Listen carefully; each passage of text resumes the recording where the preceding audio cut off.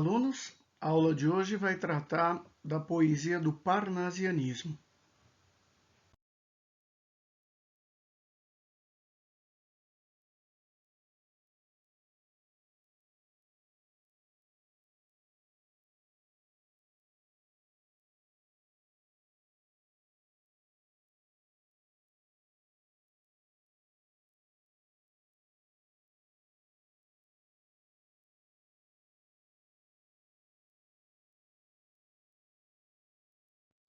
Para a gente começar, uma informação importante, tá? O parnasianismo é a poesia da época do realismo e do naturalismo no romance. Então, autores como Machado de Assis, Eça de Queiroz, Raul Pompeia, Aloysio Azevedo, eles na prosa, no romance, no conto, na novela, eles estão combatendo a narrativa folhetinesca romântica. Então, o parnasianismo, ele na poesia, é a estética que vai combater os excessos sentimentais do romantismo nesse final do século XIX. Agora, qual a diferença? É que a poesia parnasiana ela vai fazer frente à poesia romântica, retomando a tradição clássica que a gente viu no classicismo, no Renascimento do Camões e no arcadismo, no neoclassicismo do Tomás Antônio Gonzaga, do Cláudio Manuel da Costa, do português Bocage. O nome do movimento vem de uma série de antologias que começaram a ser publicadas em Paris a partir de 1866, com o título de O Parnaso Contemporâneo. O nome do movimento foi inspirado na montanha, segundo a mitologia, consagrada a deus Apolo e às musas da poesia, na Antiguidade Clássica. O início do movimento no Brasil, simbolicamente, é com a publicação de Fanfarras de Teófilo Dias em 1882, um livro de poesias aí. E o final é demarcado com o advento da Semana de Arte Moderna em fevereiro de 1922. Claro que a gente está colocando marcas didáticas, tá? Então, óbvio que os movimentos artísticos, eles são como as fases da vida. Não existe um momento, um dia, uma hora exata em que termina um movimento e começa outro. Então, é muito comum a superposição de estéticas numa mesma época. Agora vamos falar de algumas características importantes do parnasianismo. Talvez o lema mais citado, inclusive em questões de vestibular, é a arte pela arte. O que é isso na prática? O poeta parnasiano, ele defendia que o poema ele deveria ser um fim nele mesmo, que não deveria servir para nada para além da própria dimensão da arte. E de que o fim último da obra de arte era produzir o belo. Nesse sentido, o poeta parnasiano ele negava uma atitude que era muito comum no romantismo.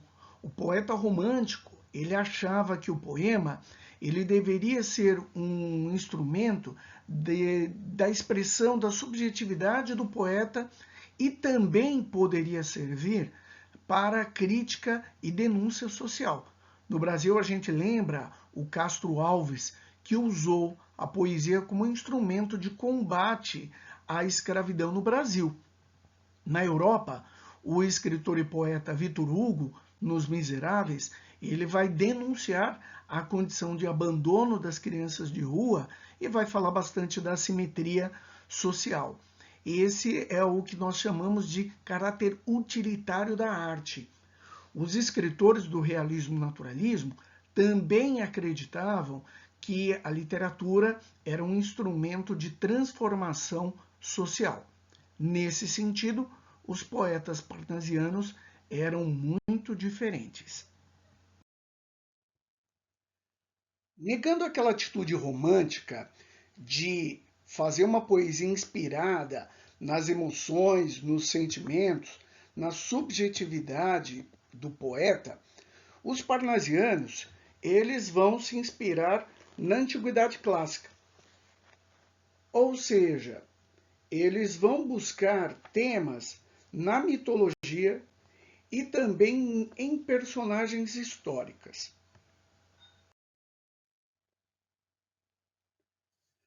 O rigor formal. A poesia parnasiana, ela vai ser muito preocupada com a técnica no momento da composição do poema.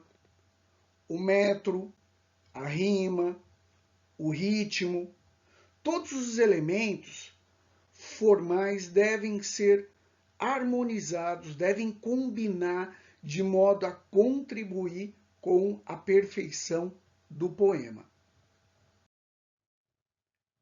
A linguagem vai ser uma linguagem extremamente sofisticada. O poeta vai buscar não a palavra que se aproxima da ideia. Não, ele vai procurar a palavra exata. E por isso, muitas vezes, essa linguagem ela se torna muito sofisticada, difícil. Por isso que a gente vai dizer uma linguagem preciosista. O poema, ele também vai se pautar muito pelo descritivismo, o uso de imagens que vão apresentar de modo mais imparcial os fenômenos naturais, os fenômenos históricos e também os objetos a serem descritos. É muito bacana que é uma tradição de uma poesia de paisagens, descrevendo colunas gregas, templos romanos. Aqui a gente vai dar um nome de poema-pintura. E aquele poema que vai procurar descrever de maneira precisa a figura humana. Aí a gente vai chamar de poema-escultura. Então, com a mesma precisão que um pintor usa as cores e as tintas usando o pincel, o poeta ele vai querer fazer do poema uma descrição de uma paisagem extremamente perfeita. Do mesmo modo que um escultor usa o cinzel, o estilete para esculpir uma forma no mármore e na pedra, o poeta ele vai usar da pena para esculpir com as palavras aquilo que ele quer descrever. Frieza emocional, a impassibilidade de que nós já falamos. Vamos ler agora um exemplo da poesia parnasiana pela pena de Olavo Bilac, o mais importante poeta do movimento aqui no Brasil, junto com Raimundo Correia e o Alberto de Oliveira. O Bilac ele começou a publicar ainda muito jovem, com 18 anos, quando ele estava na faculdade de medicina. Ele publicou alguns sonetos na revista da faculdade. E como a sua poesia começou a fazer bastante sucesso, ele acabou abandonando o curso de medicina e entrou no curso de direito. O Bilac, ele aparece nesse cenário literário brasileiro de maneira muito importante no final do 19 e início do 20. Ele conheceu o Machado de Assis, foi um dos fundadores da Academia Brasileira de Letras, junto com o Machado, e é o autor da letra do Hino à Bandeira. Vamos lá. É um poema metalinguístico dedicado à própria língua, e um poema que valoriza bastante a forma do soneto. Última flor do Lácio, inculta e bela, és a um tempo esplendor e sepultura, ouro nativo que na gangue impura a bruta mina entre os cascalhos vela. Amo-te assim, desconhecida e obscura, tuba de alto clangor, lira singela, que tens o trom e o silvo da procela, e o arrolo da saudade e da ternura. Amo teu viço agreste e o teu aroma de virgens selvas e de oceanos largos. Amo-te, ó rude e doloroso idioma, em que da voz materna ouvi, meu filho, e em que Camões chorou no exílio amargo, o gênio sem ventura e o amor sem brilho. Uma coisa bacana que a gente vê aqui é uma série de palavras difíceis, palavras bastante sofisticadas, palavras incomuns. É a isso que a gente estava falando quando se referia ao chamado preciosismo da linguagem parnasiana. Então o poeta ele não quer a palavra aproximada, ele quer a palavra precisa. Então, nesse poema em que ele exalta a língua portuguesa, ele procura torcer a língua para o máximo de sofisticação.